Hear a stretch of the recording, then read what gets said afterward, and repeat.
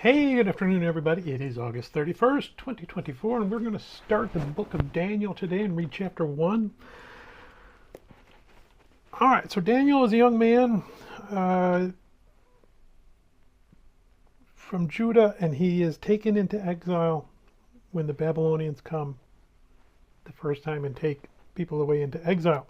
So very early on in the exile. Exile lasts 70 years. Daniel's in Babylon just about all the 70 years.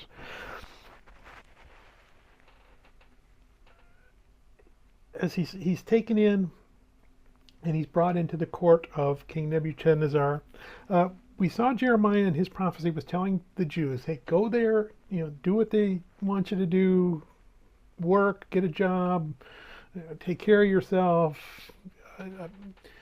Don't necessarily set yourself apart from what's going on. You're going to have to be in that culture, but stay true to your own culture.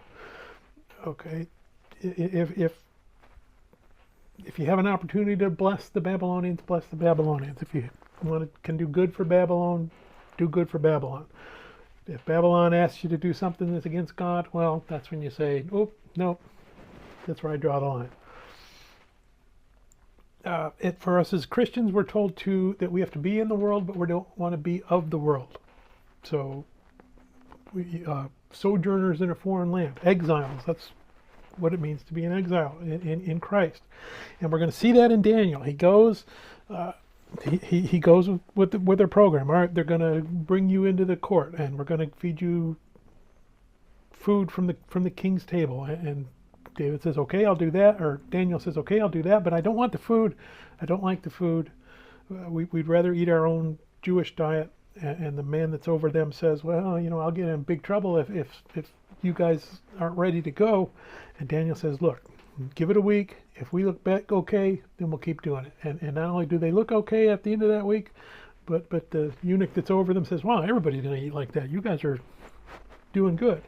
They learn all about Babylon. They learn about the culture. Again, they don't absorb the culture, but they learn about it so that they can serve God's purpose in the exile, which is to be essentially his ambassadors to Babylon.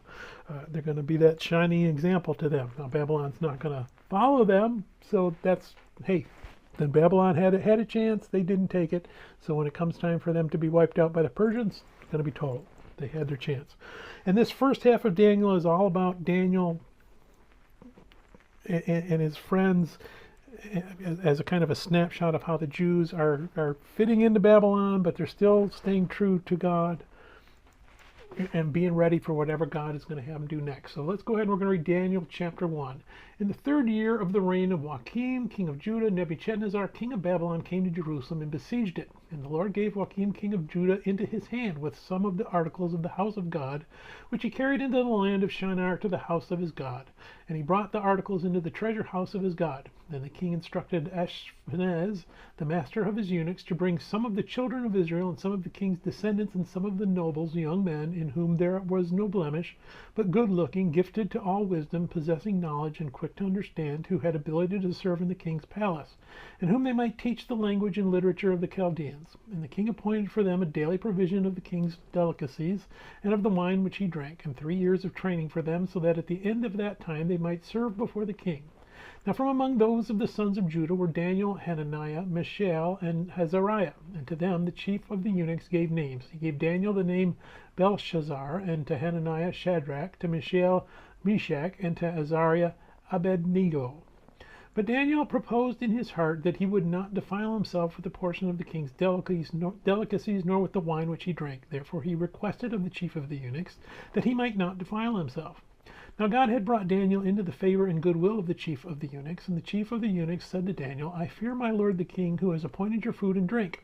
For why should he see your faces looking worse than the young men who are your age? Then you would endanger my head before the king. So Daniel said to the steward, whom the chief of the eunuchs had set over Daniel, Hananiah, Mishael, and Azariah, please test your servants for 10 days. Excuse me, I said 7, I meant 10.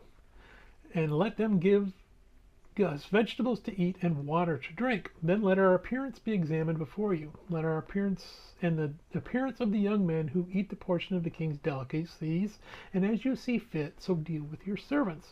So that he consented with them in this manner and tested them 10 days. And at the end of 10 days, their features appeared better and fatter in flesh than all the young men who ate the portion of the king's delicacies. Thus the steward took away their portion of delicacies and the wine that they were to drink and gave them vegetables. As for these 4 young men, God gave them knowledge and skill in all literature and wisdom, and Daniel had understanding in all visions and dreams. Now at the end of the days, when the king had said that they should be brought into the chief of the eunuchs, when they should be brought in, the chief of the eunuchs brought them in before Nebuchadnezzar.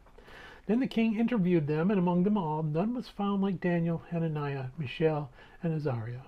Therefore they served before the king. And in all matters of wisdom and understanding about which the king examined them, he found them 10 times better than all the magicians and astrologers who were in all his realm. Thus Daniel continued until the 1st year of King Cyrus. May God bless the reading of his word, and may God bless you. Bye.